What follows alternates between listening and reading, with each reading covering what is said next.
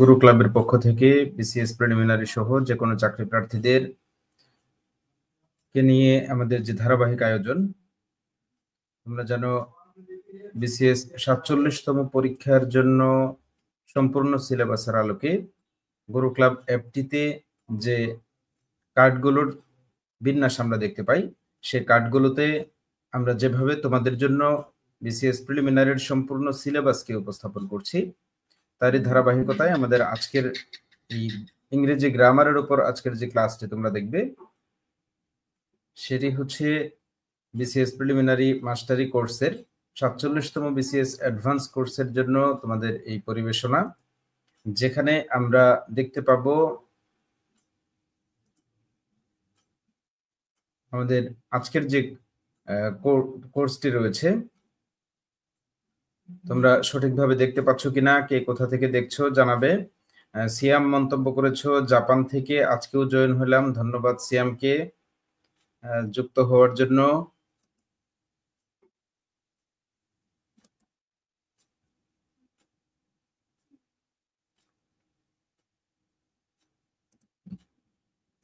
আমরা অনুরোধ জানাবো আর কয়েকজন জয়েন করলেই আমরা আমাদের ক্লাসের মূল আলোচনায় চলে যাব।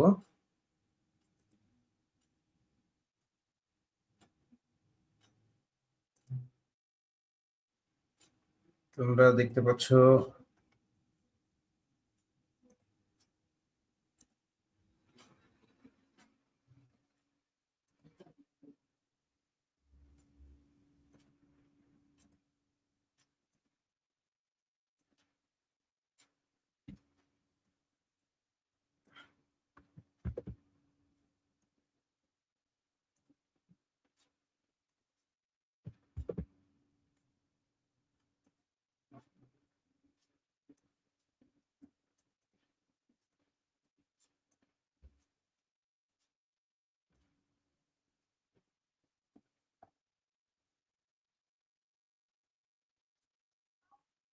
তোমরা যারা যুক্ত হয়েছো তারা অন্যদেরকে যুক্ত করার জন্য দ্রুত লিঙ্কটি শেয়ার করবে, এবং যদি তোমাদের আমাকে শুনতে সমস্যা হয় বা দেখতে কোথাও সমস্যা হয় অবশ্যই মন্তব্যে জানাবে, আমি সমাধানের চেষ্টা করব। হাবিবুল্লাহ হাবিব মন্তব্য করেছো, আসসালামু আলাইকুম স্যার। ওয়ালাইকুম আসসালাম। হাবিবকে ধন্যবাদ জানাচ্ছি। আমাদের আজকের ক্লাসটিও গত শুক্রবারের ক্লাসের মতো আমরা প্রশ্ন উত্তরের মাধ্যমে ক্লাস কন্টিনিউ করব। সেই সাথে আমাদের আজকের যে নির্ধারিত কার্ডটি রয়েছে, অর্থাৎ 12 নম্বর কার্ড, এই কার্ড 12 এর আলোচনাও আমরা এগিয়ে নিব।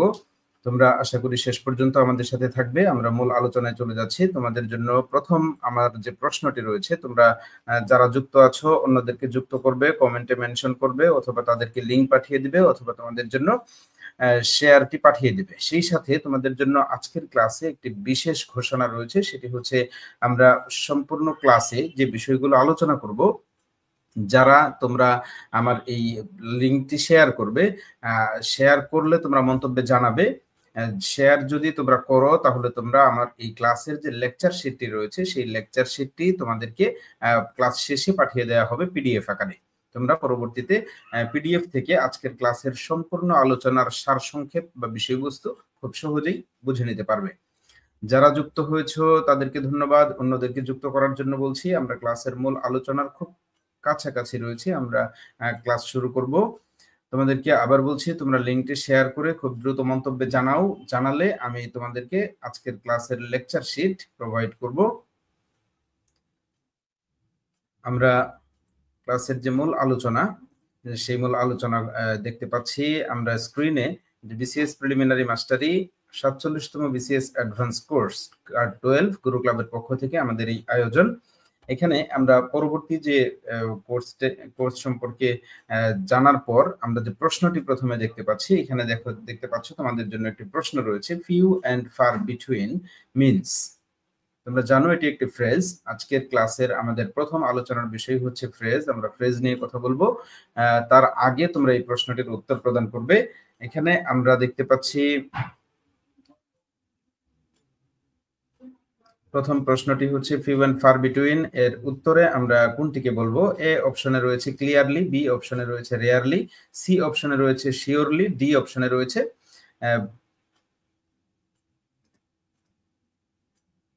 অপশনে রয়েছে তোমাদের জন্য রেগুলারলি। এখানে তোমরা এই 4টি অপশন থেকে দেখতে পাচ্ছ, এই 4টি অপশনের কোনটি সঠিক উত্তর সেটি তোমরা দ্রুত জানাবে। তোমাদের অনেকেই যুক্ত হয়েছে, সকলে মন্তব্য করে দ্রুত জানাও যে এই প্রশ্নের উত্তরটি কি, কোনটি সঠিক উত্তর বলে তুমি মনে করছো। ফিউ অ্যান্ড ফার বিটুইন এর অর্থ আমরা কোনটি ব্যবহার করব? ক্লিয়ারলি, রেয়ারলি, শিওরলি নাকি রেগুলারলি? তোমরা দ্রুত মন্তব্য করো। যারা যুক্ত হয়েছে তোমরা সবাই আজকের প্রশ্নের উত্তর দিতে পারবে। এবং আমি আবার বলছি, তোমরা যারা এই কোর্সটি এই পোস্টটি শেয়ার করবে, শেয়ার করা হয়ে গেলে তোমরা মন্তব্যে জানাবে। আমি তোমাদেরকে আজকের ক্লাসের লেকচার শিট প্রোভাইড করব ক্লাস শেষে। মন্তব্য পাচ্ছি, মন্তব্য করেছো নাইম ইসলাম রেয়ারলি, আরিফুল ইসলাম আরিফ মন্তব্য করেছো রেয়ারলি। তোমাদেরকে মন্তব্যের জন্য ধন্যবাদ জানাচ্ছি। আমরা সঠিক উত্তরে যাব। তোমরা জানো গত শুক্রবারের ক্লাসে যারা উপস্থিত ছিলে তারা দেখেছো যে ক্লাসগুলোতে আমরা কোশ্চেন আনসারিং এর মাধ্যমে আমরা সলভ ক্লাসের মতো করে প্রশ্নের উত্তরগুলো আমরা জানবো। কোন উত্তরটি, কোন অপশনটিকে আমরা সঠিক উত্তর বলছি, অন্য উত্তরগুলোকে আমরা কেন সঠিক উত্তর বলছি না, এই বিষয়গুলোকে আমরা যখন বুঝে বুঝে পড়বো, যে কোনো পরীক্ষার জন্য আমরা খুব চমৎকারভাবে প্রস্তুতি সহকারে আত্মবিশ্বাসের সাথে প্রশ্নগুলোর উত্তর তোমরা দিতে পারবে। যে কোনো পরীক্ষায় তোমাদের পার্টিসিপেশন হবে অন্যান্য পরীক্ষার্থীর চাইতে অনেক বেশি কনফিডেন্ট, অনেক বেশি ইফেক্টিভ। আমরা মন্তব্য পেয়েছি, সালে আহমেদ রবিন মন্তব্য করেছো, স্যার কেমন আছেন? আলহামদুলিল্লাহ ভালো আছি, তুমিও নিশ্চয়ই ভালো আছো। প্রশ্নের উত্তর আমরা অনেকের কাছ থেকেই পেয়েছি, মোটামুটি সবাই উত্তর করেছো। উত্তর হচ্ছে রেয়ারলি। আমরা প্রশ্নের উত্তরে চলে যাচ্ছি। এখানে আমাদের জন্য যে প্রশ্নটি হচ্ছে একটু ফ্রেজ থেকে।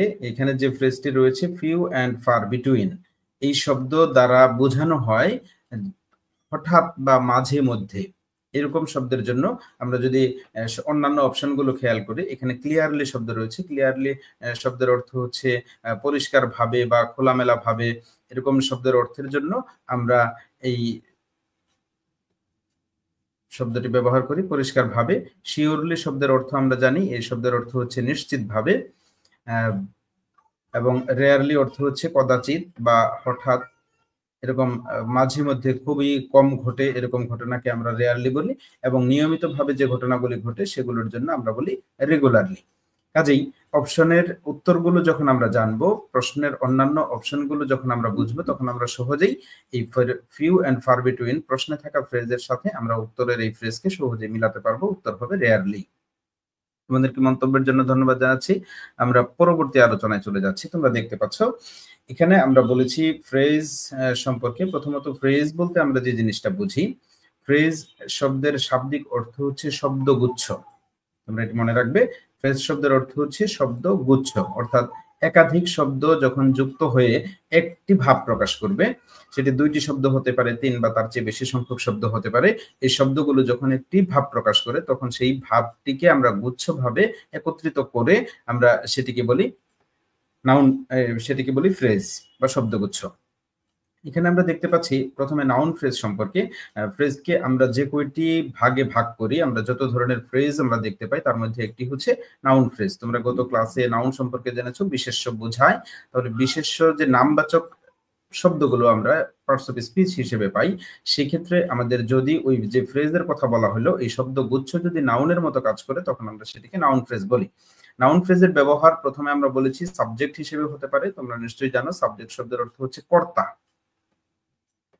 এই কর্তার মতো নাউন ফ্রেজ ফ্রেজ আসতে পারে। এখানে তোমরা দেখতে পাচ্ছ দ্য গ্রেট সোল, এই সম্পূর্ণ অংশটিকে যদি আমরা একটি ফ্রেজ কল্পনা করি, the great soul is favourite to all, এভাবে আমরা বলতে পারি the great soul is expected by all. এই ধরনের সেন্টেন্স যদি আমরা বলি, তাহলে এই সম্পূর্ণ অংশটিকে, যে অংশটি তোমরা দেখতে পাচ্ছ দ্য গ্রেট সোল, এই অংশটি সাবজেক্ট হিসেবে এই সেন্টেন্সের মধ্যে আমরা ব্যবহার করতে পারি। তাহলে আমরা বলতে পারি the great soul is expected. এখানে আমরা যে প্রথম অংশে তিনটি শব্দ মিলে আমরা যে ফ্রেজটি দেখতে পেলাম, এই ফ্রেজের পরিচয় হচ্ছে এখানে নাউন ফ্রেজ। একইভাবে আমরা সেন্টেন্সে অবজেক্ট হিসেবেও নাউন ফ্রেজকে পেতে পারি। যেমন আমরা বললাম we everybody love the rose garden, তাহলে এখানে দ্য রোজ গার্ডেন সম্পূর্ণ অংশটিকে, এই তিনটি শব্দের যে গুচ্ছ, এই গুচ্ছটিকে বা এই ফ্রেজটিকে আমরা অবজেক্ট হিসেবে পাচ্ছি, তাই এটিকে আমরা নাউন ফ্রেজ বলতে পারি।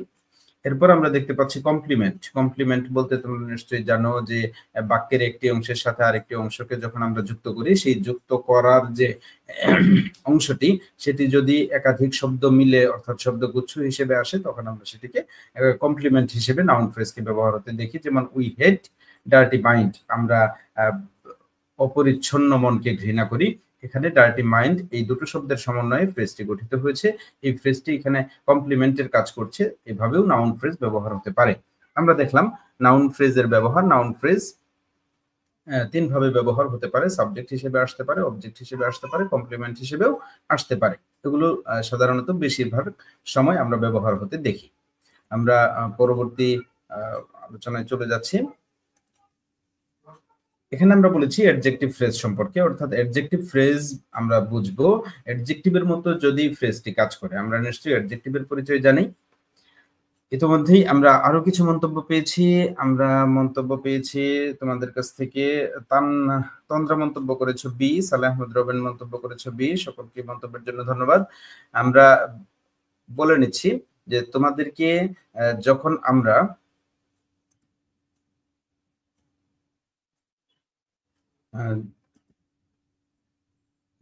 আমরা গুরু ক্লাব অ্যাপে চলে যাব, তখন আমরা গুরু ক্লাব অ্যাপ থেকে যে বিষয়টি দেখতে পাবো, সেই বিষয়টি তোমাদেরকে একটু দেখিয়ে আনছি। তোমরা এখানে রয়েছো। গুরু ক্লাব অ্যাপ থেকে আমরা যখন কোর্সটিতে চলে যাব, তখন আমরা কোর্সের এই জায়গাটিতে আমরা যেতে পারবো। তোমরা নিশ্চয়ই দেখতে পাচ্ছ এখানে যে পেজটি প্রথমে দেখতে পাচ্ছ, তোমরা সঠিকভাবে দেখতে পাচ্ছ কিনা আমাকে জানাবে। এখানে আমি দেখাতে চাচ্ছি তোমাদেরকে যে পৃষ্ঠাটি তোমরা প্রথমে দেখতে পাচ্ছ, এটি হচ্ছে গুরু ক্লাব অ্যাপের প্রথম পৃষ্ঠা। প্রথম এই পৃষ্ঠাটিতে গেলে আমরা যে কোর্সটি দেখতে পাচ্ছি, অর্থাৎ এই লাল ব্যাকগ্রাউন্ডের যে কোর্সটি, লাল ব্যাকগ্রাউন্ডের থাকা এই কোর্সটি থেকে আমরা প্রথমে গুরু ক্লাবের বিসিএস প্রিলিমিনারি প্রস্তুতির জন্য এই জায়গাটিতে আমরা প্রবেশ করব। এটি হচ্ছে আমাদের সেই কাঙ্ক্ষিত কোর্সের জায়গা, যে গুরু ক্লাব অ্যাপটি আমরা প্লে স্টোর থেকে ডাউনলোড করার পর সেখান থেকে আমরা এই ব্যাকগ্রাউন্ডে যখন চলে যাব, স্টার্ট নাও ক্লিক করলে আমাদের তারপরের যে পেজটি আসবে সেটি হচ্ছে এই পেজটি। তোমরা দেখতে পাচ্ছ নিশ্চয়ই। এই পেজটিকে যখন আমরা এই পেজটিতে যাব, এখানে তোমরা দেখতে পাচ্ছ 10 থেকে 14 পর্যন্ত কার্ড রয়েছে। এইগুলোর প্রত্যেকটি এক একটি অংশকে আমরা এক একটি কার্ড বলছি। এখানে এইভাবে আমরা প্রত্যেকটি অংশকে এক একটি কার্ড বলছি। আমাদের আজকের আলোচনার বিষয় হচ্ছে এই 12 নম্বর কার্ডটি। এই 12 নম্বর কার্ড সম্পর্কে আমাদের আজকের ক্লাস অনুষ্ঠিত হচ্ছে। এভাবে আমরা এক একটি কার্ড ধারাবাহিকভাবে, এখানে বিশেষ ভাবে উল্লেখযোগ্য শব্দ হচ্ছে ধারাবাহিক। আমরা কেন ধারাবাহিক কথাটিকে বলছি বা কেন ধারাবাহিক কথাটিকে আমরা বিশেষ বলছি, কারণ এখানে কার্ড টু কার্ড একজন শিক্ষার্থীকে আমরা কার্ডের সাথে কার্ডের একটা কানেকশন তৈরি করতে চাচ্ছি। অর্থাৎ কার্ড 1 থেকে যখন একজন শিক্ষার্থী পড়বে, সে কার্ড 2 তে যাওয়ার আগে তাকে একটি এক্সাম ফেস করতে হবে। এই এক্সামে যখন সে 60% মার্কস কনফার্ম করবে, তখন সে কার্ড 2 তে যেতে পারবে। অর্থাৎ কার্ড 1 এ তার প্রস্তুতি স্যাটিসফ্যাকশন লেভেল পার হওয়া না পর্যন্ত সে এই জায়গাটিতে ভালোভাবে নিজের দক্ষতাকে বৃদ্ধি না করলে পরবর্তী কার্ডে যেতে পারবে না। একইভাবে কার্ড 3 তে যাওয়ার জন্য তাকে কার্ড 2 তেও একইভাবে এক্সাম দিতে হবে এবং 60% মার্কস পেতে হবে।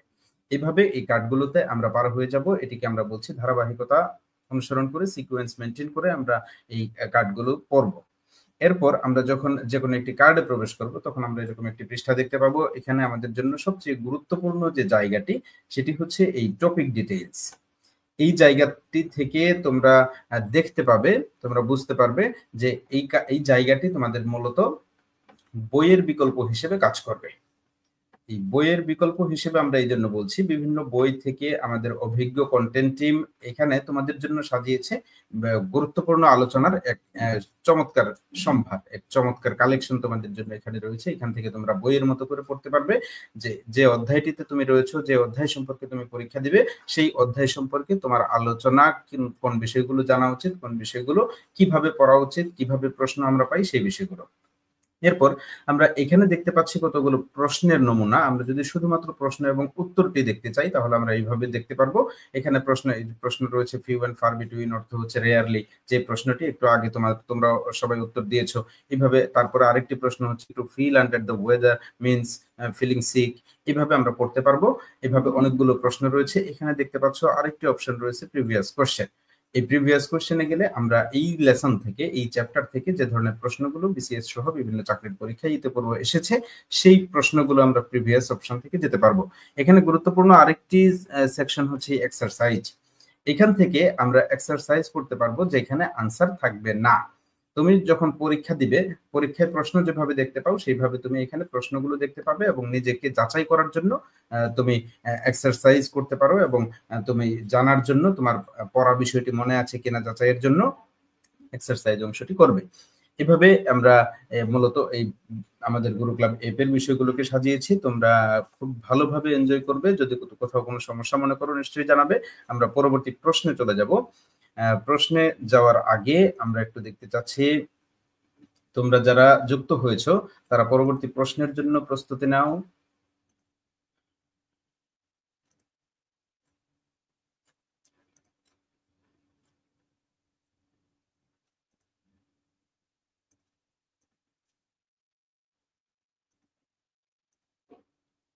তোমরা দেখতে পাচ্ছ আমরা প্রশ্নে চলে যাব। তার আগে আমরা ফ্রেজ সম্পর্কে আরেকটু কথা বলে নিচ্ছি। সেটা হচ্ছে জিরান ফ্রেজ। আমরা ভার্বাল ফ্রেজ বলে একটি কথা জানি, যে ফ্রেজগুলো ভার্বের মতো কাজ করে সেগুলোকে আমরা ভার্বাল ফ্রেজ বলি। এখানে তার প্রথমটি রয়েছে জিরান ফ্রেজ। এই জিরান শব্দের পরিচয় আমরা জানি। জিরান শব্দের পরিচয় হচ্ছে যখন কোনো ভার্বের সাথে আইএনজি যুক্ত হয়, যুক্ত হয়ে সেটি যদি নাউনের মতো কাজ করে তখন আমরা এটিকে বলি জিরান্ট। এখানে তোমরা দেখতে পাচ্ছ সুইমিং। সুইমিং শব্দটির মূল শব্দ ছিল সুইম। সুইম শব্দের অর্থ হচ্ছে সাঁতার কাটা।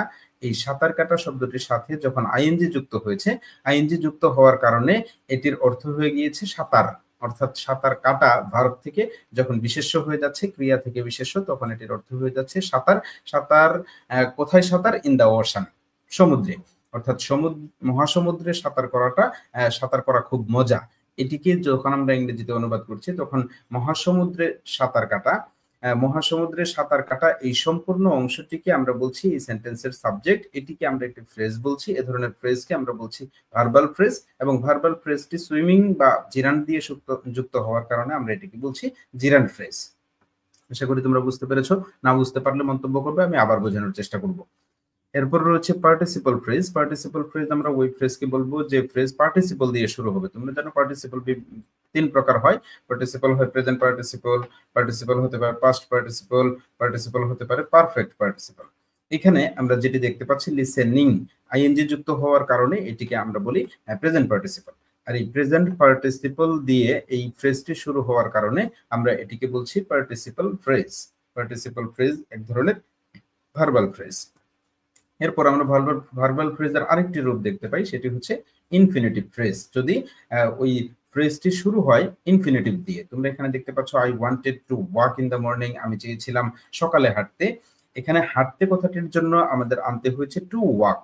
তোমরা ইনফিনিটিভের বেসিক ফরম্যাটটি নিশ্চয়ই জানো। টু এর সাথে যখন আমরা ভার্ব ওয়ান ব্যবহার করি তখন এর পরিচয় হয়ে যায় ইনফিনিটিভ। অর্থাৎ এই ইনফিনিটিভ গুলোর অর্থ যদি আমরা খেয়াল করি, ইনফিনিটিভ গুলোর অর্থ হয় ক্রিয়ার সাথে তে যুক্ত হয়। অর্থাৎ এখানে আমরা যদি হাঁটা ক্রিয়ার সাথে বলি তাহলে এখানে অর্থ হয়ে যাবে হাঁটতে। আমি চেয়েছিলাম হাঁটতে ইন দ্য মর্নিং, সকালবেলা, আমি সকালবেলা হাঁটতে চেয়েছিলাম, এরকম অর্থের জন্য আমরা টু ওয়াক নিয়ে এসেছি এই ফ্রেজে। আর ফ্রেজটি যেহেতু টু ওয়াক দিয়ে শুরু হয়েছে, তাই আমরা এটিকে বলছি ইনফিনিটিভ ফ্রেজ। তোমরা নিশ্চয়ই শুনেছ। এবার আমরা প্রশ্নে চলে যাব। তোমাদের জন্য প্রশ্ন রইবে, প্রশ্নের উত্তর দেওয়ার চেষ্টা করবে। তোমাদের জন্য প্রশ্ন, opening the door, the wind comes to my room. Opening the door, the wind comes to my room, এখানে আন্ডারলাইন করা যে অংশটি দেখতে পাচ্ছ, ওপেনিং দ্য ডোর, এটিকে আমরা কোন ফ্রেজ বলবো? নাউন ফ্রেজ বলবো, আমরা অ্যাডজেক্টিভ ফ্রেজ বলবো, নাকি ভার্বাল ফ্রেজ বলবো? দ্রুত মন্তব্য করে জানাও। আমি মন্তব্যের পরে তোমাদের সঠিক উত্তর ব্যাখ্যা সহ উপস্থাপনের চেষ্টা করছি। মন্তব্য করেছো সিয়াম স্যার, কেমন আছেন? আলহামদুলিল্লাহ ভালো আছি। সিয়াম, তুমি কেমন আছো জানাবে। প্রশ্নটি দেখতে পাচ্ছ, প্রশ্নের উত্তর তোমরা দ্রুত মন্তব্য করে জানাও। জানালে, এই তো সুন্দর। মায়া মন্তব্য করেছো, মিসেস মায়া বলেছো উত্তর হচ্ছে ভার্বাল ফ্রেজ। অন্যরাও দ্রুত মন্তব্য করে জানাও এই প্রশ্নের উত্তর তুমি কোনটিকে সঠিক মনে করছো? Opening the door, the wind comes to my room, এখানে ওপেনিং দ্য ডোর এই ফ্রেজটি কোন ধরনের ফ্রেজ হবে? নাউন ফ্রেজ হবে, অ্যাডজেক্টিভ হবে, নাকি ভার্বাল ফ্রেজ হবে?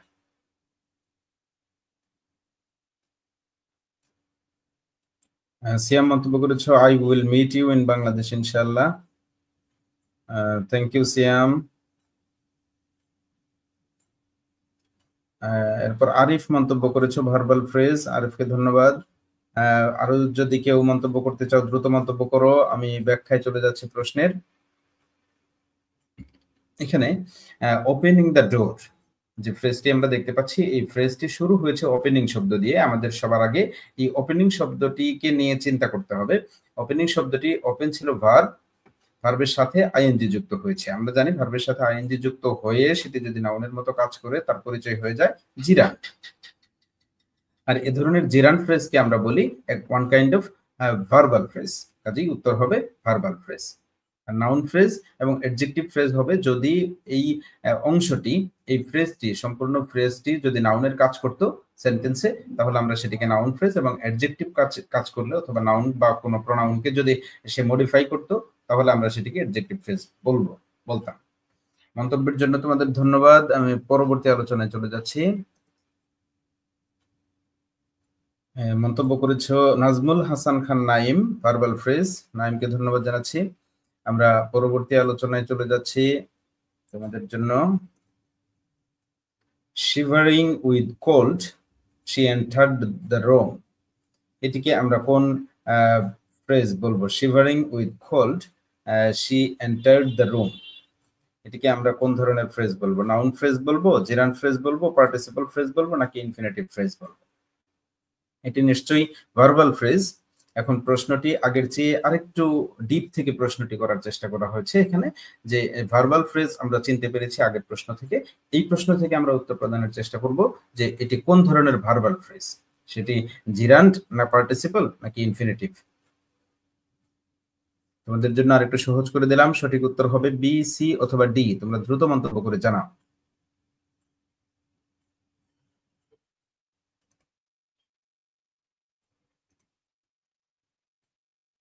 তোমরা যারা সঠিক উত্তরটি দেখতে পাচ্ছ দ্রুত মন্তব্য করে জানাও। আমরা এটিকে কোন ধরনের ভার্বাল ফ্রেজ বলবো? আমরা এটিকে এই চারটি অপশনের কোনটি বলবো? ইনফিনিটিভ বলবো। অলরেডি মিসেস মায়া মন্তব্য করেছো এটি ইনফিনিটিভ ফ্রেজ। মায়াকে ধন্যবাদ মন্তব্যের জন্য। আমরা সঠিক উত্তরে বলবো, সেজন্য অপেক্ষা করতে হবে, সাথেই থাকতে হবে আমাদের। আমরা জানি গুরু ক্লাবের পক্ষ থেকে আমাদের এই আয়োজন। অনিলা আক্তার মন্তব্য করেছো জিরান্ট ফ্রেজ। ধন্যবাদ অনিলাকে মন্তব্যের জন্য। অন্যরাও দ্রুত মন্তব্য করো। মন্তব্যের পর আমি তোমাদের প্রশ্নের ব্যাখ্যা সহ উত্তর প্রদান করব। তোমরা এটিকে কেন আমরা সঠিক উত্তর বলবো এবং অন্যগুলিকে কেন আমরা সঠিক উত্তর বলবো না, সেই ব্যাখ্যা যখন আমরা জানবো, প্রশ্নটি যখন আমরা বুঝবো, তখন এই প্রশ্নটি আমরা সহজে পরবর্তীতে যখন এই বিষয়ে, এই চ্যাপ্টারের উপর আমরা পরীক্ষা দিব, তখন এই বিষয়টিকে আমরা সহজে আর ভুলবো না, মনে রাখতে পারবো। দ্রুত মন্তব্য করে জানাও। মন্তব্য করেছো পার্টিসিপল ফ্রেজ। আরিফ মন্তব্য করেছো পার্টিসিপল ফ্রেজ। আরিফকে ধন্যবাদ জানাচ্ছি।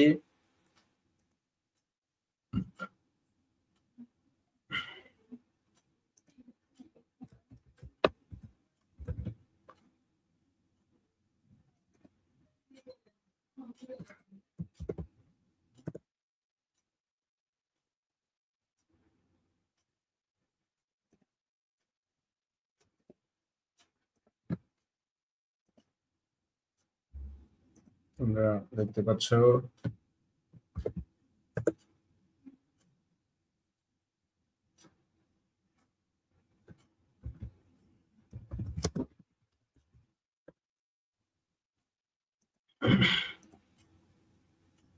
তো আমরা এর মধ্যে আরো মন্তব্য পেয়েছি আরিফের পার্টিসিপল ফ্রেজ। আমরা এই প্রশ্নটির বিভিন্ন ধরনের উত্তর পাচ্ছি, আমাদের খুব ভালোভাবে খেয়াল করতে হবে কোনটিকে আমরা সঠিক উত্তর বলছি এবং কেন বলছি। আমরা জানি এই প্রশ্নটি যদি আমরা একটু ভালো করে খেয়াল করি, প্রশ্নটি হচ্ছে শিভারিং উইথ কোল্ড, অর্থাৎ ঠান্ডায় কাঁপতে কাঁপতে শি এন্টার্ড দ্য রুম, সে রুমে কক্ষে প্রবেশ করলো। ঠান্ডায় কাঁপতে কাঁপতে সে কক্ষে প্রবেশ করলো। এই শিভারিং শব্দটি আসছে একটি ভার্ব থেকে, ভার্বের সাথে আইএনজি যুক্ত হয়েছে। আর ভার্বের সাথে যখন আইএনজি যুক্ত হয় এবং আইএনজি যুক্ত হয়ে নাউনের মতো কাজ করে, তখন সেটিকে আমরা বলি জিরান্ড। তোমরা জানো এটিকে আমরা জিরান্ড বলি। কাজেই এইটিকে যেহেতু জিরান্ড দিয়ে ফ্রেজটি শুরু হয়েছে, শিভারিং একটি জিরান্ড হওয়ার কারণে আমাদের সঠিক উত্তর হবে জিরান্ড ফ্রেজ। যদি ইনফিনিটিভ দিয়ে শুরু হতো, টু প্লাস ভার্ব দিয়ে, আমরা সেটিকে ইনফিনিটিভ বলতাম। যদি পার্টিসিপল দিয়ে শুরু হতো তাহলে আমরা এটিকে পার্টিসিপল ফ্রেজ বলতাম।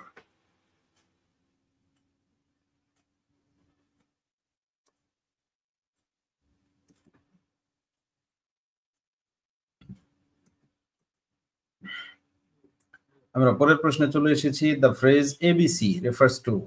এবিসি একটি ফ্রেজ আছে, তোমরা জানো এটি খুবই গুরুত্বপূর্ণ, কমন একটি ফ্রেজ। বিভিন্ন সময় পরীক্ষায় এখান থেকে আমরা প্রশ্ন আসতে দেখি।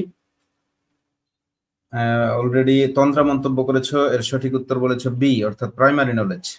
তন্দ্রাকে ধন্যবাদ মন্তব্যের জন্য। অন্যদেরকেও দ্রুত মন্তব্যের জন্য আহ্বান করছি। তোমরা মন্তব্য করে দ্রুত জানালে আমি প্রশ্নের সঠিক উত্তরটি ব্যাখ্যা সহ বলে দিব। তোমরা তোমাদের জন্য বলেছি যারা এই পোস্টটি শেয়ার করবে তোমাদের ওয়ালে, এবং শেয়ার করার পর যদি তোমরা এখানে জানাও, তাহলে আমি আজকের ক্লাসের লেকচারটি, অর্থাৎ যে পিডিএফটি তোমরা দেখতে পাচ্ছ, এর এর যে পাওয়ার পয়েন্ট স্লাইডটি তোমরা দেখতে পাচ্ছ, এই স্লাইডের ব্যাখ্যা সহ যে ক্লাস থেকে আমরা যে বিষয়গুলো শিখবো তার সামারিটি আমি তোমাদেরকে শীট আকারে তোমাদের পাঠিয়ে দিব। যারা শেয়ার করবে তারা জানাবে। তন্দ্রা মন্তব্য করেছো প্রাইমারি নলেজ, আরিফ মন্তব্য করেছো প্রাইমারি নলেজ, এবং অনিলা মন্তব্য করেছো প্রাইমারি নলেজ। তোমাদেরকে মন্তব্যের জন্য ধন্যবাদ জানাচ্ছি। এবিসি এই ফ্রেজটি বলতে কি বোঝায়?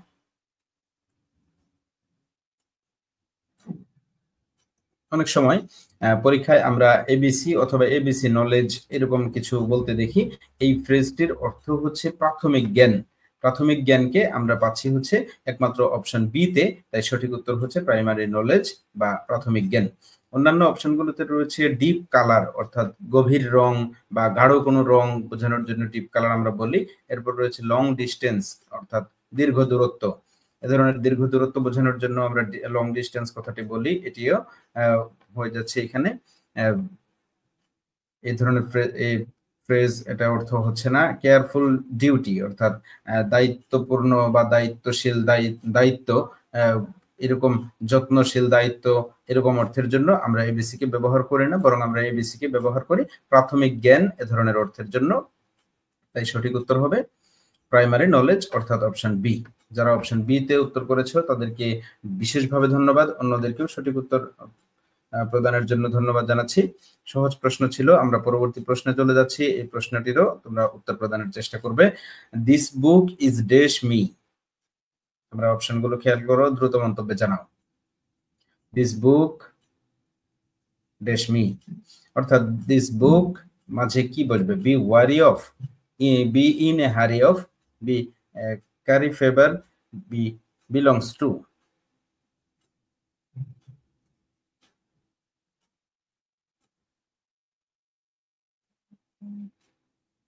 দ্রুত মন্তব্য করে জানাও। আমি তোমাদের মন্তব্য পেলেই প্রশ্নের উত্তরে চলে যাব। অনিলা আক্তার মন্তব্য করেছো বিলংস টু। অনিলাকে মন্তব্যের জন্য ধন্যবাদ। বাকিদেরকেও দ্রুত মন্তব্য করার জন্য বলছি। আমরা প্রশ্নে চলে যাব।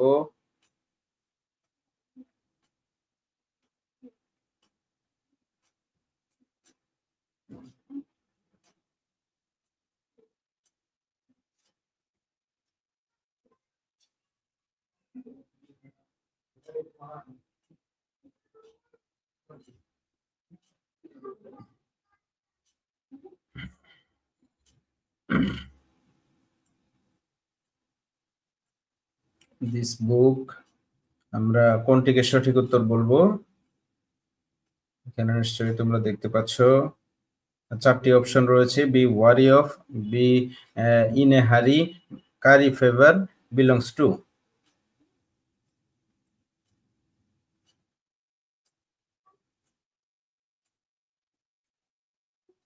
আমরা সবগুলো অপশনকে নিয়ে আমরা বোঝার চেষ্টা করব যে কোনটিকে আমরা সঠিক উত্তর বলছি এবং কেন বলছি, অন্যগুলিকে কেন আমরা সঠিক উত্তর বলছি না। আমরা যখন ব্যাখ্যা সহ জানবো তখন আমাদের মনে রাখতে সহজ হবে। প্রশ্নের উত্তরে চলে যাচ্ছি। যারা মন্তব্য করেছে তাদেরকে ধন্যবাদ এবং জানিয়ে রাখছি তোমাদের সকলের যারা মন্তব্য করেছে সবার মন্তব্যের উত্তরটি সঠিক হয়েছে। এখানে সঠিক উত্তরটি হবে বিলংস টু।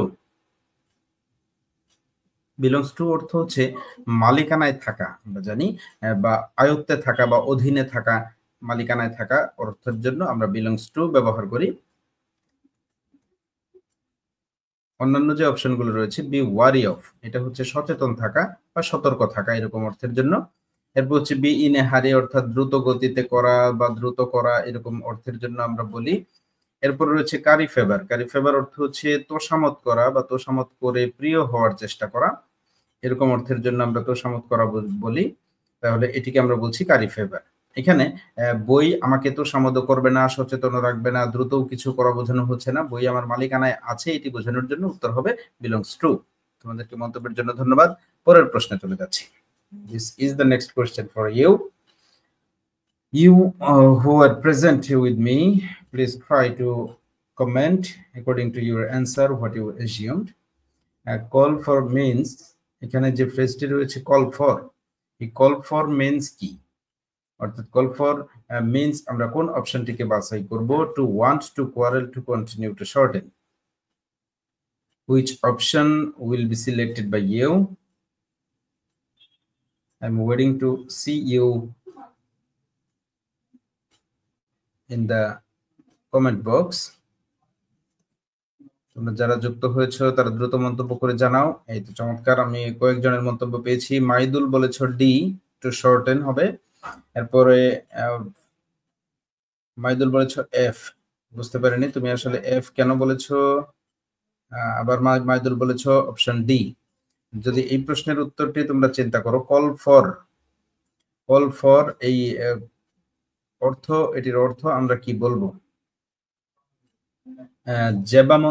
জবা মন্তব্য করেছো, জান্নাতুল ফেরদৌস জবা মন্তব্য করেছো টু কোয়ারেল, অর্থাৎ ঝগড়া করা। এরপর আমরা মামুন আশিকের মন্তব্য পেয়েছি বি, অর্থাৎ টু কোয়ারেল। কল ফর শব্দের এই ফ্রেজটির অর্থ। অনিলা মন্তব্য করেছে টু কন্টিনিউ। মন্তব্যের জন্য তোমাদেরকে ধন্যবাদ। সঠিক উত্তরের জন্য আমাদেরকে একটু অপেক্ষা করতে হবে। আমরা চলে যাব ও প্রশ্নের বিশ্লেষণে, তোমরা সঠিক উত্তরটি বুঝতে পারবে এবং অন্যান্য উত্তরগুলি কেন সঠিক নয় সেটিও বুঝতে পারবে। অর্থাৎ এখানে প্রশ্নটি নিশ্চয়ই ছোট্ট প্রশ্ন, সহজেই বুঝতে পেরেছো সবাই। কল ফর যে ফ্রেজটি রয়েছে এই ফ্রেজের অর্থ জানতে চাওয়া হয়েছে। কল ফর ফ্রেজটির অর্থ, এটি অনেকটা মুখস্থ নির্ভর একটি পড়া, যেটি আমাদের এক্সারসাইজের মাধ্যমে মনে রাখতে হবে। অচেনা হলে আলাদা করে নোট করে আমরা সেগুলোকে পরবর্তী বারবার রিভিশনের মাধ্যমে মনে রাখার চেষ্টা করব। এই হচ্ছে মোটামুটি এই জায়গাটি আমাদের মনে রাখার কৌশল। কল ফর শব্দের অর্থ হচ্ছে চাওয়া। যদি তুমি এটি জানো, কল ফর শব্দের বাংলা অর্থ হচ্ছে চাওয়া, তাহলে তুমি এই প্রশ্নের সঠিক উত্তর বের করতে পারবে। এখানে কোয়ারেল বলা হয়েছে, কোয়ারেল অর্থ ঝগড়া করা। টু কন্টিনিউ বলা হয়েছে, কন্টিনিউ অর্থ চলমান রাখা বা চালু রাখা। এরপর শর্টেন বলা হয়েছে, শর্টেন অর্থ সংক্ষিপ্ত করা বা ছোট করা। সুতরাং আমরা সহজেই বুঝতে পারছি এখানে কল ফর অর্থ হচ্ছে চাওয়া, সুতরাং সঠিক উত্তর হবে টু ওয়ান্ট বা চাওয়া। খুবই সহজ যদি আমরা এই প্রশ্নের উত্তরটি জানি। যেহেতু আজ আমরা জানলাম অন্যান্য অপশনগুলো কেন সঠিক নয় আর কেন টু ওয়ান্ট বা অপশন এ সঠিক উত্তর, সেটা আমরা আর কখনোই মনে থেকে ভুলতে পারবো না। তোমাদের জন্য আমাদের আজকের আলোচনার পরবর্তী লেসন, তার আগে ওই লেসন থেকে তোমাদের জন্য একটি প্রশ্ন দেখতে পাচ্ছ, লুক বিফোর ইউ লিভ। এটিকে যদি আমরা চেষ্টা করি, যে অংশটি আন্ডারলাইন করা আছে অর্থাৎ লুক, এখানে একটি মাত্র শব্দ রয়েছে, একটি শব্দ আমরা জানি একটি ক্লোজ হতে পারে, সেটি কোন ধরনের ক্লোজ হবে? সাবঅর্ডিনেট ক্লোজ বলবো আমরা, প্রিন্সিপাল ক্লোজ বলবো, নাকি ভার্ব ক্লোজ বলবো, নাকি কোনোটি বলবো না? যদি কোনোটি না হয়, সাবঅর্ডিনেটও না হয়, প্রিন্সিপালও না হয়, ভার্বও না হয়, তাহলে আমরা উত্তর দিব ডি। অন্যথায় অন্য তিনটি অপশন থেকে আমাদের কোন উত্তরটিকে সঠিক উত্তর বলবো আমরা দ্রুত মন্তব্য করে জানাবো।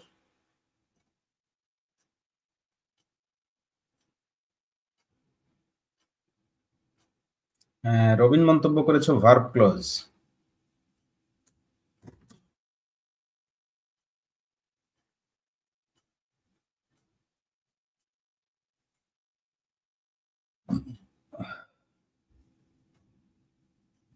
অন্যরা দ্রুত মন্তব্য করে জানাও।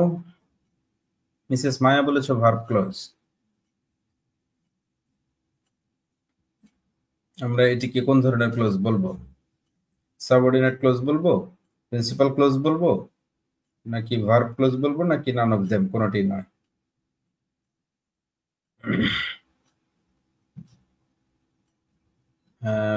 জবা মন্তব্য করেছো সাবঅর্ডিনেট ক্লোজ। দ্রুত মন্তব্য করে জানাও।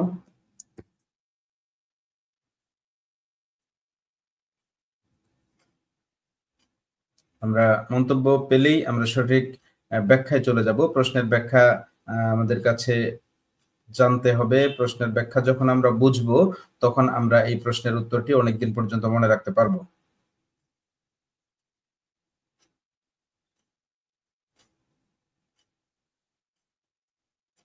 রবিন মন্তব্য করেছে লোকটা ভার্বের সাথে কাজ করেছে স্যার।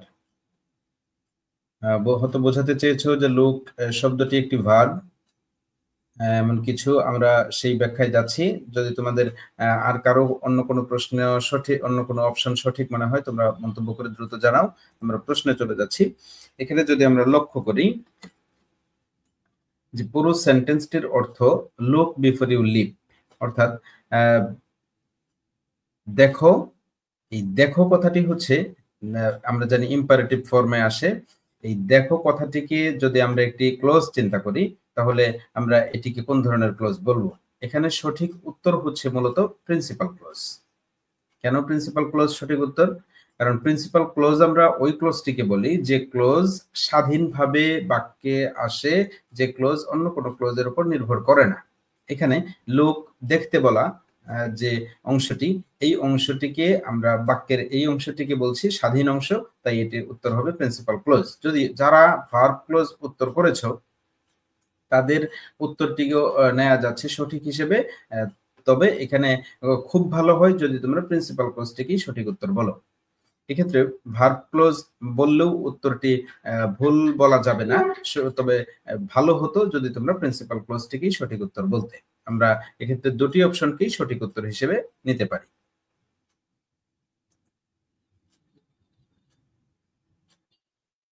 নাইম মন্তব্য করেছে অপশন এ অর্থাৎ সাবঅর্ডিনেট ক্লোজ। না, আমরা সাবঅর্ডিনেট ক্লোজ এটিকে বলতে পারছি না, কারণ কি সেটা জানবো আমরা পরবর্তী জায়গাগুলোতে যখন আমরা যাব। আমরা ক্লোজ সম্পর্কে আলোচনা করছি। তোমরা জানো ক্লোজের যে বিষয়টি আমরা বলি, ক্লোজের পরিচয়টি হচ্ছে বাক্যের অংশকে আমরা বলি একটি ক্লোজ, আর শব্দের গুচ্ছকে আমরা বলি ফ্রেজ। মূলত ফ্রেজ এবং ক্লোজের মধ্যে এটি হচ্ছে বেসিক পার্থক্য। আমরা এটি বোঝার চেষ্টা করব। আমরা যেটি দেখতে পাচ্ছি, আমরা যদি পরের স্ক্রিনে চলে যাই, এখানে দেখো ক্লোজকে আমরা বোঝানোর চেষ্টা করছি। এখানে হচ্ছে ক্লোজের, আমরা ক্লোজের শাব্দিক যে পরিচয় সেটিকে আমরা বলেছি বাক্যের অংশ। বাক্যের অংশকেই গ্রামারের ভাষায় বলা হয় ক্লোজ। এখানে দেখতে পাচ্ছ তোমাদের জন্য বলা হয়েছে প্রিন্সিপাল বা ইন্ডিপেন্ডেন্ট। প্রিন্সিপাল অর্থ হচ্ছে মূল, প্রধান, এবং প্রধান কারো উপর নির্ভর করে না, স্বাধীন থাকে, তাই এটিকে আমরা বলেছি ইন্ডিপেন্ডেন্ট। অর্থাৎ যিনি প্রধান বা যিনি প্রিন্সিপাল, আমরা যদি একটি প্রতিষ্ঠান প্রধান হিসেবে প্রিন্সিপালকে চিন্তা করি, প্রিন্সিপাল কারো উপরে নির্ভর করেন না, সেই হিসেবে প্রিন্সিপাল ইন্ডিপেন্ডেন্ট, অর্থাৎ independently he can take any decision to manage his institute. So independent ক্লোজকে এই জন্যই প্রিন্সিপাল ক্লোজ অপর নামে বলা যায়। এখানে আমরা যে এক্সাম্পলটি দেখতে পাচ্ছি, ইফ ইউ কাম, যদি তুমি আসো, আই উইল রেসপন্ড, আমি সাড়া দিব। তাহলে এখানে আমি সাড়া দিব যে অংশটি, অর্থাৎ যে ক্লোজটি রয়েছে, এই ক্লোজটি আই উইল রেসপন্ড, আমি সাড়া দিব, অর্থ প্রকাশের জন্য এই অংশটি এমনিতেই ইন্ডিপেন্ডেন্ট বা যথেষ্ট। অন্য কোনো ক্লোজের উপর আই উইল রেসপন্ড অংশকে বা ক্লোজকে কারো উপর নির্ভর করতে হচ্ছে না, তাই এটিকে আমরা বলছি ইন্ডিপেন্ডেন্ট ক্লোজ বা প্রিন্সিপাল ক্লোজ বা স্বাধীন অংশ। যদি আমরা এই অংশটিকে খেয়াল করি তাহলে আমাদের চলে যেতে হবে অপশন বি তে। এখানে দেখতে পাচ্ছ নাম রয়েছে সাবঅর্ডিনেট বা ডিপেন্ডেন্ট ক্লজ। এখানে সাবঅর্ডিনেট বলতে বোঝায় অধীনস্থ, ডিপেন্ডেন্ট বলতে বোঝায় পরাধীন, অর্থাৎ যিনি অধীনস্থ তিনি পরাধীন, একই ধরনের শব্দ। মূলত দুটি পৃথক নামে বলা হয়, আমরা দুটি মনে রাখবো। সাবঅর্ডিনেট অথবা ডিপেন্ডেন্ট ক্লজ আমরা কোন ক্লজকে বলবো? যে ক্লজটি অন্য ক্লজের উপর অর্থ প্রকাশ করার জন্য তার অধীনে থাকে। ইফ ইউ কাম, যদি তুমি আসো, আই উইল রেসপন্ড, আমি সাড়া দিব। সেক্ষেত্রে আমি সাড়া দিব এই অংশটি উপর ইফ ইউ কাম এর অর্থটি নির্ভর করছে, তাই ইফ ইউ কাম অংশটি হবে সাবঅর্ডিনেট বা ডিপেন্ডেন্ট ক্লজ। এই হচ্ছে ক্লোজের দুটি বেসিক পরিচয় আমরা জানলাম। আমরা এখন বলতে চাচ্ছি যে সাবঅর্ডিনেট ক্লোজ আমরা যেটাকে বলি যে অধীনস্থ থাকে, এরকম অধীনস্থ থাকা ক্লোজের আরেকটি প্রকার হচ্ছে অ্যাডজেক্টিভ ক্লোজ। আমরা এটাকে অ্যাডজেক্টিভ ক্লোজ বলতে পারি। এক্সাম্পল হিসেবে আমরা এখানে দেখতে পাচ্ছি you will be a doctor, তুমি হবে একজন ডাক্তার। হু উইল ট্রিট মি, যে আমাকে চিকিৎসা দিবে। তাহলে এখানে ডক্টর সম্পর্কে you will be a doctor এই ক্লোজটিকে যদি আমরা চিন্তা করি, প্রথম অংশ অর্থাৎ you will be a doctor, এই সম্পূর্ণ ক্লোজটি হয়ে যাচ্ছে এখানে প্রিন্সিপাল ক্লোজ অর্থাৎ ইন্ডিপেন্ডেন্ট ক্লোজ। এবং এই ক্লোজের উপর যে ক্লোজটি নির্ভর করছে যে আমাকে চিকিৎসা দিবে, এরকম অর্থ প্রকাশ করার কারণে এটিকে আমরা বলছি ডিপেন্ডেন্ট বা পর নির্ভর ক্লোজ বা অধীনস্থ ক্লোজ। এটিকে আমরা বলছি সাবঅর্ডিনেট ক্লোজ। আশা করি বুঝতে পেরেছো। এরপরের অপশন উত্তরে উদাহরণে যদি আমরা লক্ষ্য করি, we should watch A movie, আমাদের একটি মুভি দেখা উচিত, which will provide the real history, যেটি সত্য বা প্রকৃত ইতিহাস আমাদেরকে দিতে পারবে, এরকম একটি মুভি আমাদেরকে দেখা উচিত। তাহলে এখানে আমরা দেখতে পাচ্ছি we should watch A movie, এই অংশটিকে যদি আমরা চিন্তা করি যেটি কারো উপর নির্ভর করছে না, এই অংশটি কারো উপর নির্ভর না করার কারণে আমরা এটিকে বলবো প্রিন্সিপাল ক্লোজ বা ইন্ডিপেন্ডেন্ট ক্লোজ। আর যেটি আমাদেরকে অর্থাৎ যে মুভিটি আমাদেরকে প্রকৃত ইতিহাস দিতে পারবে বা তুলে ধরবে, এরকম বলার কারণে এই হুইচ বা যেটি বলার কারণে এটি হয়ে যাচ্ছে একটি নির্ভরশীল বাক্যের অংশ, তাই এটিকে আমরা বলবো সাবঅর্ডিনেট ক্লোজ। আশা করি বুঝতে পেরেছো তোমরা। আমরা পরবর্তী অংশে চলে যাচ্ছি। আমরা ক্লোজের আরেকটি প্রকার বলি অ্যাডভার্ব ক্লোজ। অ্যাডভার্ব ক্লোজ আমরা কোনটাকে বলবো? এখানে দেখতে পাচ্ছ দো হি ইজ এ পোর, যদিও সে হয় একজন গরিব, হি ইজ অনেস্ট, সে হচ্ছে সৎ। এখানে দেখতে পাচ্ছ যে দো হি ইজ এ পোর, যদিও সে হয় গরিব, এখানে এই যদিও শব্দটি যুক্ত হওয়ার কারণে তার গরিব হওয়াটাকে মডিফাই করা হচ্ছে দো দ্বারা, আর এরকম ভার্বকে মডিফাই যে করে তাকে আমরা বলি অ্যাডভার্ব। এই দো শব্দটি যুক্ত হয়ে এই ক্লোজটিকে একটি বিশেষ অর্থের জায়গাতে নিয়ে যাওয়ার কারণে আমরা এটিকে বলছি adverb close. He is a honest, এটি হচ্ছে প্রিন্সিপাল বা ইন্ডিপেন্ডেন্ট ক্লোজ। আশা করি বুঝতে পেরেছো। আমরা আরেকটু বোঝার জন্য বলছি, এখানে আমাদের একটি ফিল্টারিং এর কথা আমরা সবসময় খেয়াল রাখবো। আমরা ফিল্টারিং এর মাধ্যমে চেনার চেষ্টা করব কোনটি কোন ক্লোজ। খুব ভালোভাবে খেয়াল করবে, যেটি তোমাদেরকে ক্লোজ এবং ফ্রেজ উভয়টি মনে রাখার ক্ষেত্রে কাজে লাগবে। প্রথমে আমরা চেনার চেষ্টা করব নাউনকে। এই নাউন ক্লোজ আমরা ওই ক্লোজটাকে বলবো যে ক্লোজটির পরিবর্তে আমাদের ইট বা ইহা এই প্রোনাউনটি যদি আমরা ব্যবহার করি, তাহলে যদি বাক্যটি অর্থপূর্ণ হয় তাহলে আমরা ওই ক্লোজটিকে বলবো নাউন ক্লোজ। আমি আবার বলছি, ইট ব্যবহার করে যদি ওই ক্লোজটির পরিবর্তে আমরা বাক্যটিকে অর্থপূর্ণ হিসেবে পাই তাহলে আমরা সেটিকে বলবো নাউন ক্লোজ। তোমরা যদি একটু উদাহরণে খেয়াল করো, আমরা আগের প্রশ্নে চলে যাই। আমরা এরকম এক্সাম্পল দেখতে পাবো যে ইট ব্যবহার করে আমরা অর্থপূর্ণ করতে পারবো, করতে পারলে আমরা সেটিকে বলবো নাউন ক্লোজ।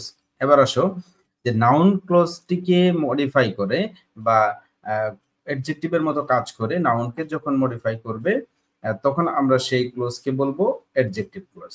এটা আমরা মনে রাখবো। এটা আমরা এভাবেও মনে রাখতে পারি যে অ্যাডজেক্টিভ ক্লোজ আমরা ওই ক্লোজটাকে বলবো যে ক্লোজের ঠিক আগে একটি নাউন থাকে।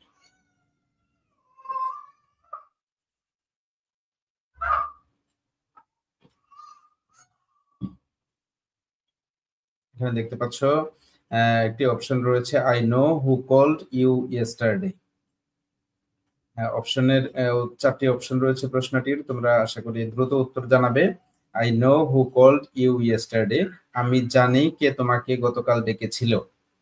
এই যে তোমাকে গতকাল ডেকেছিল এই অপশনটিকে, এই ক্লোজটিকে আমরা অপশনের কোন অপশনটিকে বলবো? নাউন ক্লোজ বলবো, অ্যাডজেক্টিভ বলবো, অ্যাডভার্ব বলবো নাকি কোঅর্ডিনেট বলবো? দ্রুত মন্তব্য করে জানাও।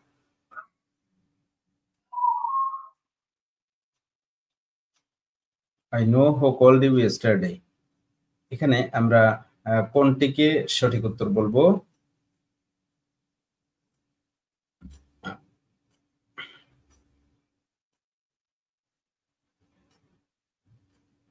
মায়া বলেছো অপশন সি অ্যাডভার্ব ক্লোজ। মন্তব্যের জন্য ধন্যবাদ, সঠিক উত্তরের জন্য অপেক্ষা করতে হবে। আরো যারা সঠিক উত্তর যেটিকে মনে করছো দ্রুত তোমার অপশন অনুযায়ী উত্তর কমেন্টে জানাও। জবা মন্তব্য করেছো নাউন ক্লোজ, দেখা যাক আমরা এটি কি কোন ধরনের ক্লোজ বলতে পারি। একটু আগে আমি যে শর্টকাট ওয়েটি তোমাদের শিখিয়ে দিয়েছি নাউন ক্লোজ বলার, সেটিকে যদি একটু অ্যাপ্লাই করে উত্তর বের করার চেষ্টা করো, আশা করি পেরে যাবে। আমাদের একটু আগে বলা যে টেকনিকটি, সেই টেকনিকটি আমাদেরকে সহযোগিতা করবে এই ক্ষেত্রে আমাদের সঠিক উত্তর বের করার।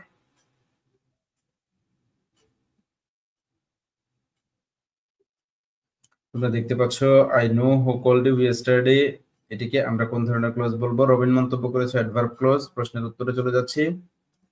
এখানে আমরা যেটি একটু আগে বলেছি যে ইট দ্বারা যদি আমরা সম্পূর্ণ ক্লোজটিকে রিপ্লেস করে ফেলি, দেখো সম্পূর্ণ ক্লোজটিকে যদি না বলে আমি শুধু ইট শব্দটি বলি, তাহলে I know it, I know it এই অংশটি যদি কোনো অর্থপূর্ণ বাক্য হয়, এটি অর্থপূর্ণ হওয়ার ক্ষেত্রে যদি কোনো বাধা না থাকে, তাহলে আমরা এই ক্লোজটিকে বলবো অবশ্যই নাউন ক্লোজ। খুবই সহজ কথা। এটি একটি অর্থপূর্ণ বাক্য নিঃসন্দেহে। আই নো ইট, আমি ইহা জানি। এই আমি ইহা জানি, ইহার পরিবর্তে যে ক্লোজটি এখানে আমরা আন্ডারলাইন করা দেখতে পাচ্ছি, হু কল্ড ইউ ইয়েস্টারডে, এটিকে আমরা বলবো খুবই সহজে, আমরা এটিকে নাউন ক্লোজ বলবো। সঠিক উত্তর হবে অপশন এ। কাজেই অন্য তিনটি অপশন সঠিক উত্তর হওয়ার কোনো সম্ভাবনা নেই, আমরা চিন্তা করব না। খুব সহজ টেকনিক তোমাদেরকে বলে দিয়েছি।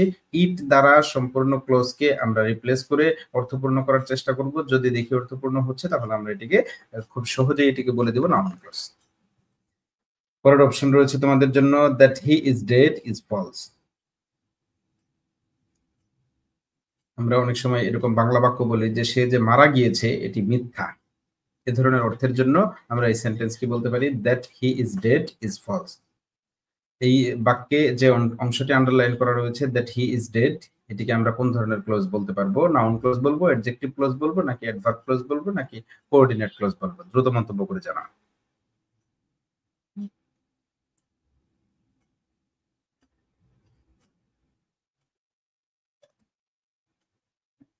আমরা মন্তব্য পেয়েছি, রিফা মন্তব্য করেছো, রাজন্য রিফা বলেছো নাউন, অপশন এ অর্থাৎ নাউন ক্লোজ। আরিফুল ইসলাম আরিফা মন্তব্য করেছে নাউন ক্লোজ।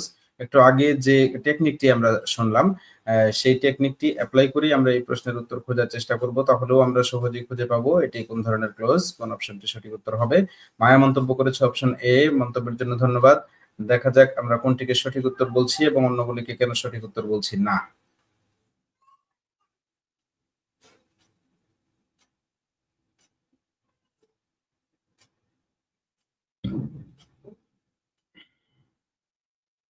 জবা মন্তব্য করেছে নাউন ক্লোজ, মন্তব্যের জন্য ধন্যবাদ। আমরা প্রশ্নটিকে আবার একটু খেয়াল করি। যে ক্লোজটি আন্ডারলাইন করা রয়েছে সম্পূর্ণ ক্লোজকে আমাদের ফিল্টারের প্রথম কাজই হচ্ছে আমরা এটিকে ইট বানিয়ে দেখব অর্থপূর্ণ হয় কিনা। আমরা যদি ইট বানাই তাহলে সম্পূর্ণ বাক্যটি দাঁড়াবে ইট ইজ ফলস। খুবই কমন একটি বাক্য, ইহা হয় মিথ্যা। তাহলে এটি নিঃসন্দেহে একটি অর্থপূর্ণ বাক্য, এখানে কোনো কিছুরই আর দরকার নেই, অর্থপূর্ণ হয়ে গিয়েছে। সুতরাং এই ইট দ্বারা রিপ্লেসেবল হওয়ার কারণে আমরা এটিকে অবশ্যই বলতে পারি একটি নাউন ক্লোজ। সুতরাং অপশন হবে, উত্তর হবে অপশন এ নাউন ক্লোজ। আশা করি বুঝতে পেরেছো। এবার পরের প্রশ্ন তোমাদের জন্য, আই উইশ ইউ সাকসেস, এটিকে আমরা যদি কমপ্লেক্স সেন্টেন্সে পরিবর্তন করি তাহলে আমাদের কোন উত্তরটি বেছে নিতে হবে সঠিক উত্তর হিসেবে?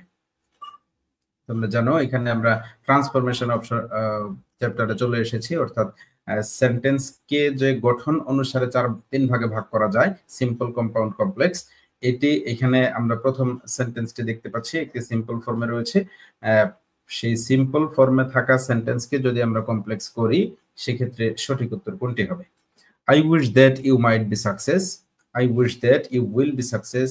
I wish that you succeed. I wish that you may succeed.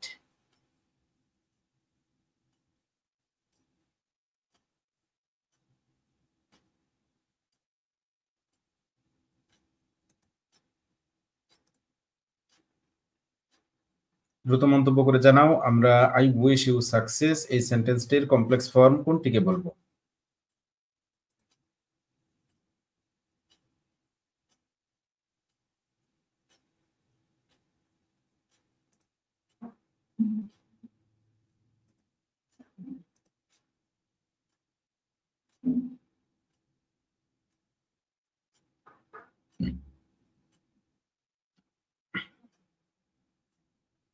Ariful Islam Arif মন্তব্য করেছে option D, I wish that you may succeed. মন্তব্যের জন্য ধন্যবাদ।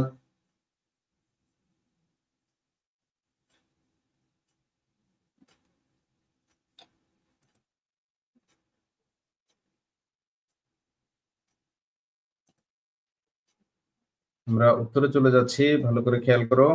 আমাদের এখানে যে কমপ্লেক্স করার জন্য প্রথমত কমপ্লেক্স বোঝার জন্য আমাদের যেটি দরকার সেটি হচ্ছে একটি কনজাংশন দরকার হবে।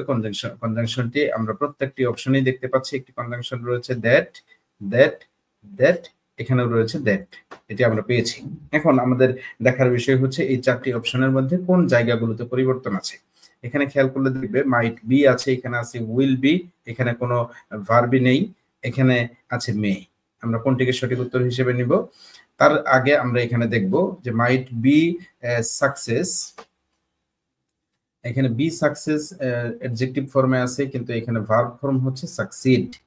অর্থাৎ যে আমি চাই তোমার সাফল্য, আমি তোমার সাফল্য কামনা করি, আমি তোমার সাফল্য চাই, এইরকম বাক্যকে যখন আমরা কমপ্লেক্স করব তখন আমরা এখানে সাবজেক্টের পরে মডাল অক্সিলারি মে আনলে অবশ্যই মডাল অক্সিলারির পরে হবে ভার্ব ওয়ান, এরকম অপশনকেই আমরা সঠিক উত্তর মনে করব। তাই এটি হবে আমাদের সঠিক উত্তর ডি। যারা ডি উত্তর করেছো বা উত্তর করার কথা ভেবেছো তারা সঠিক উত্তরে আছো। জবা এবং আরিফকে বিশেষ করে ধন্যবাদ জানাচ্ছি। সঠিক উত্তর হচ্ছে অপশন ডি। আমরা পরের অপশনে চলে যাব। তোমরা দেখতে পাচ্ছ এরপরে আমরা দেখতে পাচ্ছি সিম্পল সেন্টেন্সকে আমরা বুঝবো কিভাবে। এখানে রয়েছে সিম্পল সেন্টেন্সকে বোঝার জন্য আমাদের যে সংজ্ঞা বলি আমরা, যে মনে রাখার টেকনিক বলি আমরা, সেটা সহজে বোঝার জন্য আমাদের মনে রাখতে হবে শুধু এই শব্দটা, সিঙ্গেল সাবজেক্ট অ্যান্ড ভার্ব। এই দুইটা জিনিস আমরা একসাথে সিম্পল সেন্টেন্সে পাবো। অর্থাৎ সিম্পল সেন্টেন্সে আমরা একটি সাবজেক্ট পাবো। এখানে এক্সাম্পলে আমরা দেখতে পাচ্ছি working hard, Tamim scored another century against Zimbabwe. এখানে এই সেঞ্চুরি করার কাজটি করেছে একজন, সে হচ্ছে তামিম। তামিমই এই সেন্টেন্সের একমাত্র সাবজেক্ট আমরা পেয়ে গিয়েছি। এরপর আমরা ভার্ব দেখতে পাচ্ছি স্কোর্ড। এই স্কোর্ড ভার্বটি রয়েছে যেটি সাবজেক্ট সম্পাদন করেছে এমন একটি কাজ, অর্থাৎ ভার্ব রয়েছে একটি, আর অন্যান্য যে অংশটি রয়েছে সেটি হচ্ছে সেন্টেন্সের কমপ্লিমেন্ট। তাই আমরা একটি মাত্র সাবজেক্ট তামিম এবং একটি মাত্র ভার্ব স্কোর্ড পাওয়ার কারণে এটিকে আমরা বলছি সিম্পল সেন্টেন্স। আশা করি বুঝতে পেরেছো। এই ধারণাটি আমরা বাংলা ব্যাকরণের সরল বাক্য বোঝার ক্ষেত্রেও মনে রাখতে পারি। সরল বাক্যেরও একই ধরনের পরিচয়, বাক্যে একটি কর্তা থাকবে এবং একটি সমাপিকা ক্রিয়া থাকবে। অর্থাৎ এই বাক্যটিকে সিম্পল সেন্টেন্সকে যখন আমরা চিনতে পারবো তখন আমরা একই সাথে সরল বাক্যও চিনতে পারবো। একইভাবে এখন যদি আমরা লক্ষ্য করি কমপ্লেক্স সেন্টেন্স, তাহলে কমপ্লেক্স সেন্টেন্সে আমরা এখানে দেখতে পাচ্ছি কমপ্লেক্স সেন্টেন্সে আমরা একটি কনজাংশন দেখতে পাবো, এবং এই কনজাংশনের পাশাপাশি আমরা সেন্টেন্সের মধ্যে যে দুটি অংশ থাকবে সেই দুটি অংশের মধ্যে আমরা এক ধরনের নির্ভরশীলতা দেখতে পাবো, যেটিকে বলা হয়েছে ডিপেন্ডেন্স। কনজাংশনটি আমরা অবশ্যই লক্ষ্য করব যে প্রধান তিনটি কনজাংশন রয়েছে এন্ড, অর, বাট। কমপ্লেক্স হওয়ার জন্য আমাদের এই তিনটি ব্যতীত অন্য কোনো কনজাংশনকে চিন্তা করতে হবে। এন্ড, অর, বাট ব্যতীত অন্য যে কনজাংশন গুলো রয়েছে এবং সে কনজাংশন গুলো যদি একটি ডিপেন্ডেন্স তৈরি করতে পারে, একটি অংশের সাথে আরেকটি অংশের যদি নির্ভরশীলতা নিয়ে আসতে পারে, বোঝাইতে পারে, তখন আমরা ওই সেন্টেন্সটিকে কমপ্লেক্স সেন্টেন্স বলবো। এক্সাম্পলটা বোঝার চেষ্টা করি। তোমরা দেখতে পাচ্ছ unless you work hard, unless you work hard, যদি না তুমি কঠোর পরিশ্রম করো। এখানে এই আনলেস শব্দটি হচ্ছে সেই কনজাংশন, যে কনজাংশনটি পাওয়ার কথা আমরা একটু আগে বলেছি। এই আনলেস হচ্ছে এরকম একটি কনজাংশন যেটি অ্যান্ড অর বাট ব্যতীত ভিন্ন কনজাংশন যেটি আছে, এবং আমরা যদি এই পুরো বাক্যের অর্থ করি, তুমি যদি কঠোর পরিশ্রম না করো, you will not become a good web developer, তাহলে তুমি হতে পারবে না একজন ভালো ওয়েবসাইট তৈরিকারী। তাহলে এই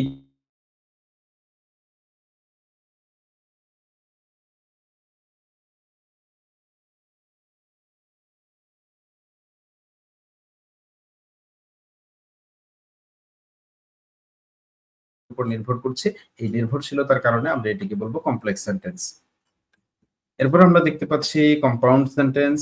কম্পাউন্ড সেন্টেন্স আমরা ওই সেন্টেন্সকে বলবো যেখানে আমরা যে তিনটি কনজাংশনের কথা একটু আগে বললাম, এন্ড অর বাট, এই তিনটি কনজাংশন আমরা পাবো, এবং তাদেরকে পাবো কি হিসেবে? কানেক্টর হিসেবে।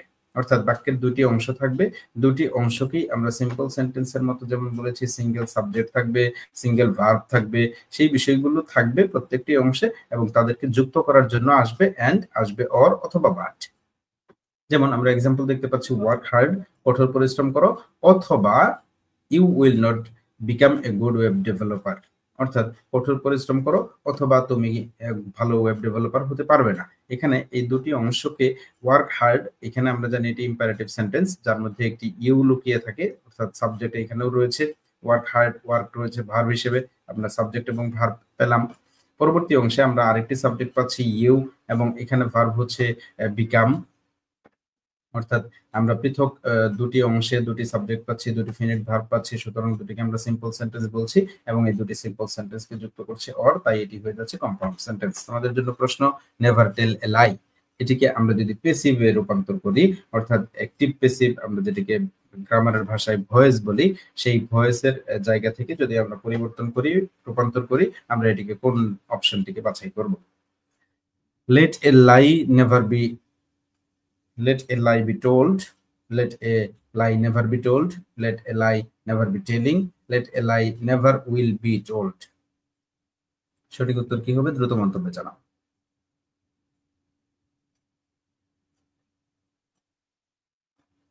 আরিফ মন্তব্য করেছ D, let a lie never will be told, এবং জবাব মন্তব্য করেছে option D, let a lie never will be told। আমরা সঠিক উত্তর কোনটি সেটি জানবো।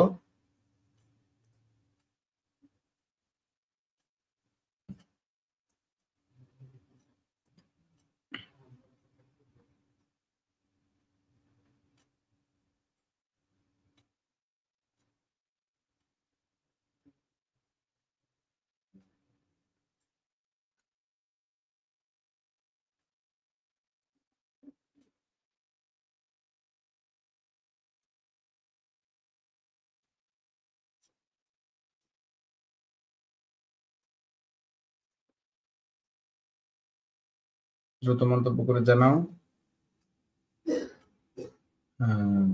আমরা অপশন পাচ্ছি বি, মন্তব্য করেছো আরিফ, মন্তব্য করেছে option B, let a lie never be told. Joba মন্তব্য করেছে option B, let a lie never be told.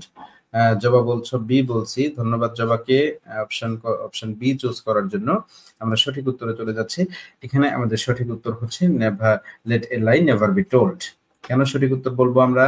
কারণ হচ্ছে আমরা যখন এরকম কোনো ইম্পারেটিভ সেন্টেন্সকে অ্যাক্টিভ থেকে প্যাসিভে রূপান্তর করব, তখন শুরুতে যদি কোনো মডাল অক্সিলারি থাকে, তাহলে সেই মডাল অক্সিলারি যেভাবে আছে সেভাবে রাখার পরিবর্তে আমরা এই শুরুতে আমরা ইম্পারেটিভ সেন্টেন্স হওয়ার কারণে শুরুতে একটি লেট আসবে, যেটি এসেছে এখানে। এরপরে যে অংশটি আমাদের অ্যাক্টিভ ভয়েসের বাক্যে অবজেক্ট হিসেবে আছে এ লাই, সেটি আসবে এখানে সাবজেক্ট হিসেবে, এ লাই এসেছে। এরপর যে অংশটি মডাল অক্সিলারি ছিল সেই অংশটি নেভার এসেছে এখানে। তারপরে ভার্ব আসবে এখানে বি, ইম্পারেটিভ সেন্টেন্সের কারণে ভার্ব বি হয়ে যাবে, এবং ভার্ব বরাবরই ভার্ব 3 হবে, অর্থাৎ পাস্ট পার্টিসিপল হবে প্যাসিভের ক্ষেত্রে, তাই এখানে হয়েছে বি এর পরে টোল্ড, অর্থাৎ let a lie never be told, এটি হচ্ছে সঠিক উত্তর। আমরা একটু লক্ষ্য করি কিভাবে অ্যাক্টিভ থেকে প্যাসিভে আমরা রূপান্তরটি করব। আমরা যে সাবজেক্টটি শুরুতে এখানে দেখতে পাচ্ছি হি, আমরা জানি সাবজেক্ট পরিবর্তন হয়ে তার অবস্থান পরিবর্তন করে সে চলে যাচ্ছে অবজেক্টের জায়গাতে। একইভাবে আমাদের অ্যাক্টিভ ভয়েসের যেটি অবজেক্ট রয়েছে সেটি চলে আসবে প্যাসিভ ভয়েসের সাবজেক্টের জায়গাতে। এখানে আমরা এ বুক প্যাসিভ বলেছি, যেটিকে আমরা এ বুকটিকে বলবো প্যাসিভ ভয়েসের সাবজেক্ট।